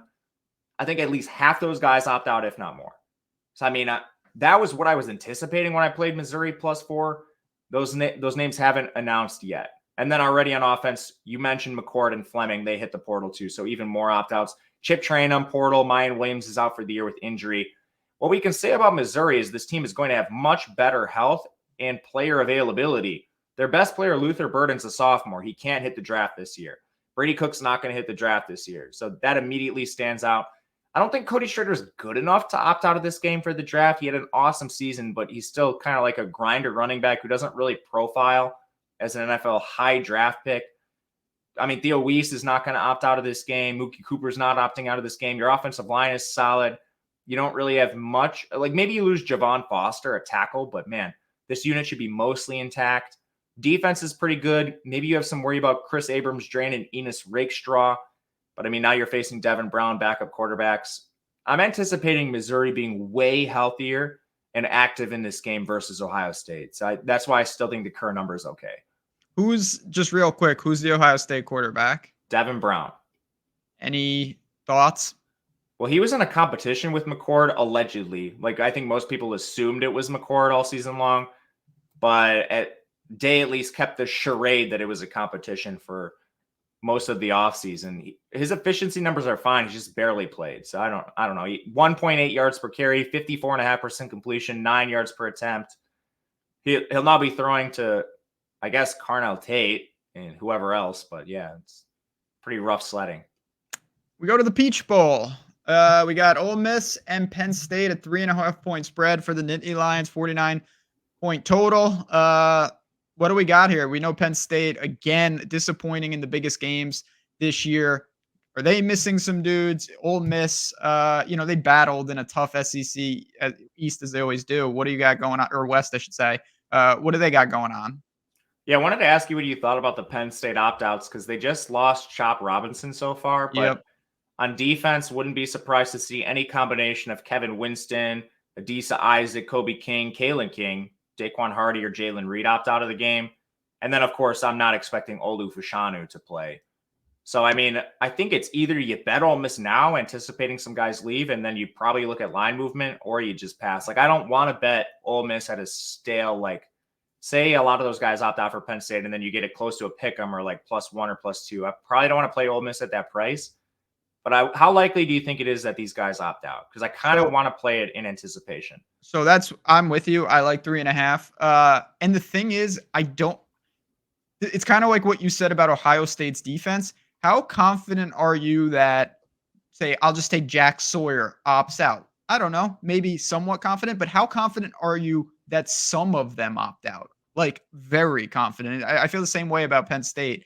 Particularly, I'd be stunned if the stud tackle plays, and then a combination of some of those secondary pieces, King in particular. I don't think they're going to be at full strength. And Ole Miss, I mean, what are you here? Like, do you expect Dart and Judkins and the main guys there? Yeah, so Judkins, a sophomore, he can't leave. Dart's not like an NFL talent, so he's definitely not going to leave. Their receivers also not like super high on NFL boards, like Trey Harris, Dayton Wade, certainly not. And they're deep there too. And Caden Prescorn, a tight end, already announced his intention to return. Then some of your best defenders, they're also not eligible for the draft. Like, their best defender is a freshman. So I think Ole Miss is by far the team less affected by this. I agree. And they're a team I've got circled. And I think I'm going to lock them in sooner rather than later because I want 3.5. Maryland and Auburn. Okay. 2.5-point spread. Whatever. I don't even know what's going on here. Auburn almost took down Bama. Could have started a much easier chain of events for Florida State, but they didn't. Is there a play here in this game? I don't think so right now. I was going to ask you, is Tagovailoa good enough to opt out? I don't think so. I also don't know what he gains by playing. Yeah, I mean, that's fair too. Yeah, I don't know. I Yeah, I want don't to. know. So it's the kind of thing. If you think there's equity there, it might just solidify 2.5 for Auburn. It's taking money already. I think it's going to go to 3. Probably is 3 at some other books. Again, you go to OddsShopper and check it. But it would be Auburn and pass. It was Auburn and pass before I even thought about that. So maybe that just furthers the position. Yeah, I guess to dive into what we know, Maryland's had 3 injuries in their offensive line. Eric Harris, Scott Lieb, Yedzi, Emilio Moran have all been missing time. You lost your top 2 tight ends, Corey Dykes, Rico Walker. Corey Coley on defensive corner and Jayshon Barham at linebacker hit the portal. So you're definitely not at full strength. And their defense was terrible to begin with. Their O-line's not good. Tagovailoa has been playing hero ball his whole career there. Auburn, I don't love this team. I think they have pieces. Obviously, an incomplete team in the first year under Freeze. All the receivers they lost are all rotational guys. They use about 8 players at that position. They don't really have any major departures on defense. Honestly, there have been rumors that guys like Jalen Simpson going to return next year. So I think you're kind of on the right side of opt-outs for Auburn. Yeah, I'm with you. It's Auburn or pass. Yeah, I that's the way I see it. Not at the top of my board, but that is where I'll be going for my pick'em pools and things like that. Georgia and Florida State. What a sad, sad game. Not going to get into it. You can leave comments on who should have been in the playoff below. We'll read them. I certainly think that Florida State deserved to be in the playoff, and I certainly think they're not one of the 4 best teams. Georgia, certainly one of the 4 best teams, and certainly didn't deserve to be there. 14-point spread, 44.5-point total. Ugh, I didn't bet this game, and I honestly don't think I will. But are you going to bet this game? Yeah, I'm laying the points with Georgia. And as far as the playoff goes, 2 things can be true. Georgia can still be, like, if you played any game this year, Georgia involved, they'd be favored over every other single opponent in the country on a neutral field, and they still don't deserve to be in because Yes, you play the games. I mean, you can't drop games and still be in the playoff. Florida State, I mean, just read the rule book. The reason they didn't get in is the injury clause. I mean, it's just defined in the rules why they didn't get in. Anyway, as far as this game goes, expecting opt-outs galore on both sides. Jordan Travis obviously out for the year, but Florida State's had a ton of guys leave. Bless Harris, offensive tackle, hit the portal. Marquesson Douglas at tight end. Preston Daniel at tight end hit the portal. I wouldn't be surprised to see any other players either opt out or portal at that position. Johnny Wilson's out. I'm not expecting to see Keon Coleman in this game. A ton of guys on defense. I would be shocked if they played. Patrick Payton hit the portal, but then you still have like Jared Verse, Ventrell Cypress, Tatum Bethune, Braden Fisk, just to name a few. So I'm not sure the portal stuff or the opt-out stuff is done for Florida State. And I do think the drop-off here is significant. Whereas with Georgia, I mean, you're going to see guys also opt out. A couple of candidates, Cedric Van Pran, Amarius Mims, Brock Bowers, Lassiter, Nazir Stackhouse, Javon Bullard. But we've seen a lot of these guys injured this year. Georgia's played through them. Their depth is the best in the country. I mean, with whoever they end up starting at quarterback, Rodemaker, I don't know. Georgia's defense is going to have a field day against him, especially against an offensive line that's had opt-outs. And then on offense, I mean, Georgia is so deep. Even if guys like it's like Marcus Rosemy-Jackson and Oscar Delp, like these guys are better than anything Florida State's going to play with. I think Florida State, I mean, they can't score to begin with, but Georgia should run away with this. I have no problem backing Georgia in the spot. I mean, like Georgia's second team is better than most bowl teams flat out altogether. Yeah, no argument there. If Georgia would have just beat Alabama, both these teams would have gone in the playoff, which is disturbing. Coulda, shoulda, woulda. We move on. Wyoming and Toledo certainly were not going to make the playoff, but they did make bowl. 3-point spread, 44.5-point total. What do you say about old Craig Bowl and the Wyoming Cowboys? You looking to lay the points there, or do you like Toledo? Yeah, Craig Bohl's coaching, right? This is last game. I could be wrong. I was under the impression of that I thought he was too. He's retiring at the end of this year, so yeah, which I think matters, honestly. I mean, it's bad for Wyoming. I used to be a Craig Bohl hater. I've changed my tune. I now understand it's not easy to get people to transfer to Laramie or to recruit to Laramie. So a lot of his personnel management stuff, I understand he's dealing with limitations, but he's gotten the most out of players on the field there. And the only player that hit the portal for them is Colby Taylor at corner. Should be completely fine everywhere across the board, mostly healthy too. They don't have a lot of injuries. Toledo lost to Quan Finn, who is probably the biggest departure in the MAC outside of maybe Curtis Rourke. Also lost an offensive lineman, Vinny Scurry. I mean, I'm just going to back Wyoming based on those two departures. DeQuan Finn is worth a lot to the spread. Their backup, Tucker Gleason, he's fine. He has a 50% completion. He runs a little bit, but man, I still am worried about this. What did I take Wyoming at? I can't remember the exact number. I'll look it up for you right now, but that's the side I lean to begin with. I like Wyoming. I'm betting them. I'm comfortable with the current number. They're going to be ready for this game, pretty much intact. Count me in. All right. We've made it. We have rattled off like 35 bowls, and we're doing okay here. We're into 2024. Again, I will say real quick, and I'll bring it up at the end when we do our recap. If you have not signed up to OddsShopper Premium and you want to be part of our community, you want these tools, make sure to use the promo that's only available till December 16th just for this show, CFB 2023, 50% off. The link in the description. Again, if you're watching this on December 28th, you can sign up, of course, and we want you as part of the team. But links are below. Wisconsin and LSU, your boys, 2024, first game of that year. 10.5-point spread. Can they compete with LSU here? I doubt it. I mean, like, I'm definitely not betting Wisconsin. I think it's do we bet LSU? So obviously, we're not expected to see Daniels, the Heisman winner. He's improved his draft stock enough where I've seen like some highly regarded draft analysts have him as their QB1. Now, I don't think he goes there, but I mean, this guy might get drafted in the first round. Obviously, you have really good receivers that are questionable to play. Neighbors, I don't think plays. Brian Thomas, I don't think plays. So you're down a lot of guys there. Offensive line is amazing for this team. And fortunately, some of them are still underclassmen, so you're not really at as much a risk there. And then, I mean, the biggest weakness for LSU is in their secondary.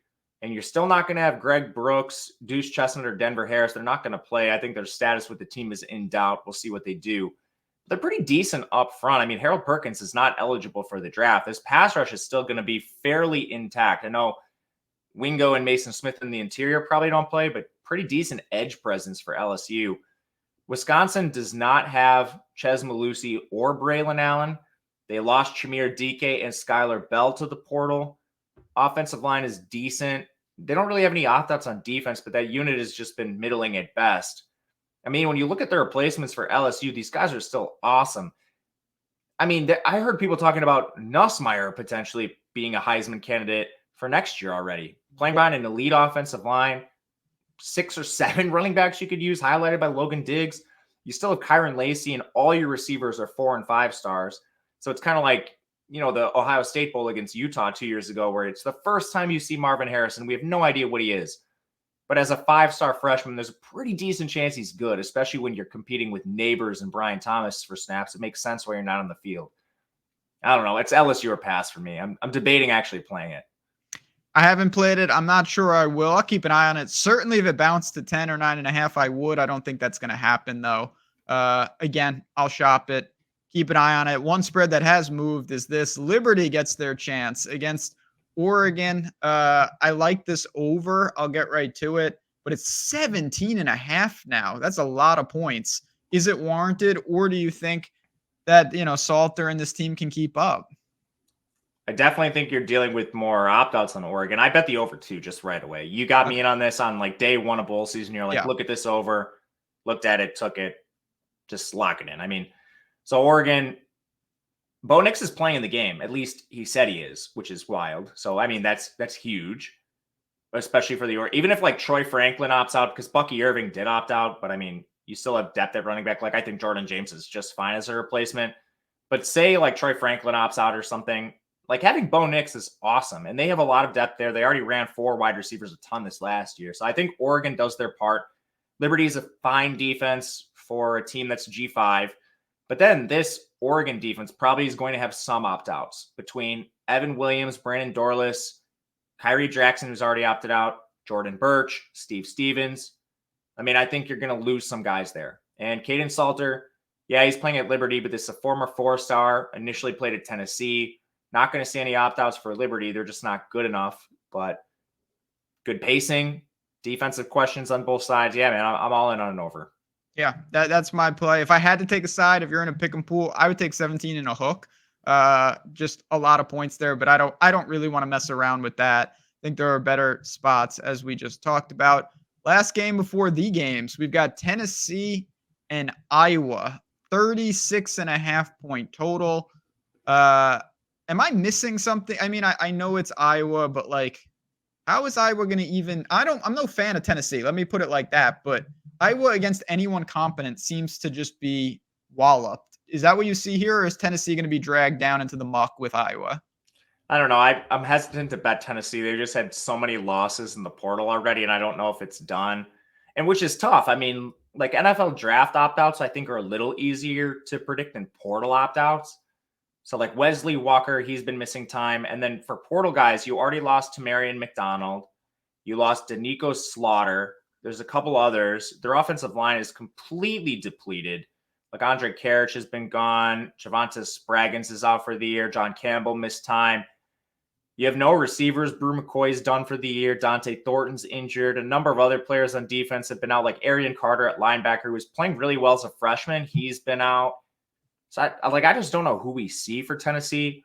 But at the end of the day, it doesn't matter. I was not scoring. Deacon Hills, I mean, they'd be better off playing a running back there. I don't know, man. I'm just like throwing my hands in the air. I don't care who wins this game. I'm not watching it. Put this game on Cartoon Network at 2 a.m. I mean, that's fine with me. They should go to the Slime Nickelodeon feed. For pools, I would take Tennessee. Otherwise, I'm not betting it. Yep, I'm with you. No chance I would ever back Iowa. I don't know if I'm really looking to back anything, though. All right, let's get to these games. It doesn't mean they're the best betting games, but there's going to be the most interest here. You've got Alabama and Michigan, 1.5 point spread, minus 112 again. It's going to vary. Odd chopper can chop it. 45.5 point total. You knew Michigan was getting in. I think it was pretty obvious that Alabama, they're not going to leave the SEC out altogether. What do you see? I mean, you know, these teams are going to be at full strength. How do you break it down? We're doing Michigan first. Sorry. Yeah, Alabama and Michigan. Okay, sorry. I knew this game was earlier. I just accidentally flipped the order on my sheet like a moron. Yeah, sorry. I actually like Alabama in this game against Michigan. I think there's ways that they can exploit this team. Michigan has had one test all year. It was Ohio State. I think they've shown vulnerabilities in other contests. You can just look through their body of work. You play Ohio State to 6 points. They were the rightful winner in that game, still close. I had concerns with the Nebraska game. I mean, they were outgained in that contest, yards per play. They've had difficulty running the ball at times. The offensive line has cracks. They're 53rd in pass blocking, and they lost Zach Zinter, of course, with the tragic broken leg injury. I don't know where he's going to get drafted now, but he definitely was supposed to be a high draft pick. Their defense is awesome, but I also don't put a lot of respect in beating Deacon Hill, Drew Aller, Hudson Card, whoever started when they played Michigan State, Ethan Kaliak-Manis, I mean, Gavin Wimsatt. Like, yeah, your defense is going to look awesome when you play those teams. How good are you really? You now have a legitimate test in Jalen Milroe, who I don't care what anyone says, has some of the best efficiency numbers in the country. We know why people don't like him. He has like 1 or 2 boneheaded plays every single game, which are horrifyingly bad. But as far as the full skill set go, this guy is, I mean, he was in the Heisman running. He wasn't close, but that tells you how good he is, at least to some degree. 10.5 yards per attempt. How would you like a first down every time the guy drops back? That's what he's averaging. 468 rushing yards. He can do it on the ground. The offensive line, which was a concern for them early this year, has vaulted close to the top 20. And a lot of it just, I think, is the development of young players like Caden Proctor. And we talk about this a lot. Imagine 5-star freshman struggles a little bit in his first couple games. Gets amazing throughout the year. Who would have thought that was possible? This defense is elite. 3rd in the country, good everywhere. And Michigan is a one-dimensional offense. This team plays through Blake Corum and Donovan Edwards. J.J. McCarthy has been asked to win games at times, and he's struggled to do so. Really, the last time you can find this is going back to TCU last year. But, I mean, he didn't play well against Iowa, who is a defense that still has questions despite being very good. Now you're facing the number 1 secondary in the country, a team that's amazing rushing the passer. I don't know. I think there's a lot of edges Bama's direction. And we're making a lot of assumptions about Michigan just because of the schedule they do play throughout the year. So I'm happy to take the points here. It's going to be fascinating. I agree. If Michigan wins, certainly, I don't think they're just going to be able to do what they've done all year. JJ's going to have to make plays. My man, who I think is unbelievable, Wilson's going to have a day on the outside. He's going to be peppered with targets. He's going to be busy. It's not going to be like these other games. But this is a serious test, and I think we all saw it. No one's thrilled when you draw Alabama. Obviously, for them, I think the other game in some ways is more fascinating, and that's Texas and Washington. 64-point total, much healthier. Texas is up to 4 points. Are you buying them, or do you think that Washington once again can defy the odds? I bet Texas at -4. Obviously, it's not going to move significantly during this span, but I think this team is very strong, especially on offense. Basically when you play Washington, you need an offense that can go toe for toe because Washington's definitely going to score. They're facing a very tough test here. This might be the best defense Washington's faced all year. In fact, I think it probably is without a doubt. Playing that Pac-12 schedule, you face a lot of paper tigers. I respect Arizona. They don't have the best defense. Obviously, USC has no defense. Utah, for whatever reason, was severely overrated. Oregon State had weaknesses in the secondary. And then Oregon, the best test they've faced so far this year, twice. They put up 30 points, but the team also allowed 30. So it's tough for me with Washington overall because you're reliant so much on Penix. Their run game is fine, but I don't think they're going to have success against Texas, who's amazing up front, especially with like Sweat there. They're 14th in run defense. You're going to have to throw the ball over top of this team. But then on the other side, Texas has so many offensive strengths and they're so deep. And I think they're smart to hide Ewers a little bit. They don't ask him to do a ton. It's basically just get the ball to Worthy, Whittington, Sanders. And they've gotten awesome production out of their running backs, even though Jonathan Brooks is out for the year with the ACL. Baxter's been fine. Blue has been a home run hitter. This offensive line is amazing too. They're second in the country in pass blocking. Keep Ewers upright, pave the way for those backs. And then you're really strong up front on defense too. Again, 14th in run defense. They're 11th in pass rush. That'll be an amazing matchup because Washington State is an amazing offensive line. So who wins that could be key to the game. But I think overall, strength of your team, I prefer Texas over Washington. The body of work is better, and I think they are more talented. You're basically just hoping Penix doesn't have another hero game with O'Dunes and McMillan and stuff to potentially have like a meltdown for Texas or something. Yeah, I'm no fan of the Longhorns, but I do kind of like them in this spot. I actually think, I wouldn't be stunned if they win this whole little thing. Me either. But dude, Oregon was just a 10-point favorite over Washington. I know. Which again, just play that game. I'm with you. And I think that the point you already echoed, Texas's defense, I'm not sure what Washington has really faced. They're going to cause some problems for Washington. Penix is unbelievable, and he's got all these guys, and I'm a big fan of Johnson and all the receivers. I'm with you. Texas on the card. All right.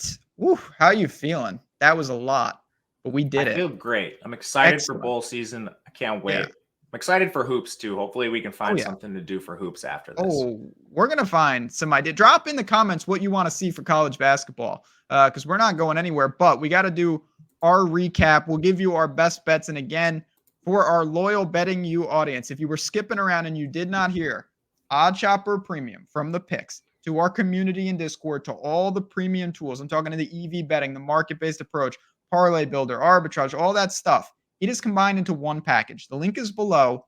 And until December 16th, you can get 50% off just for this show, CFB 2023 at checkout. Just apply that code. Save yourself some money. If you're watching it afterwards, come on in. Still, again, you won't have that code, but we love to have you in there, and it is worth it. I'm telling you, test it out for a week and see for yourself. But give me, I say it every time. I've said it every show. A couple of your favorite bets on the way out because we covered all sorts of things.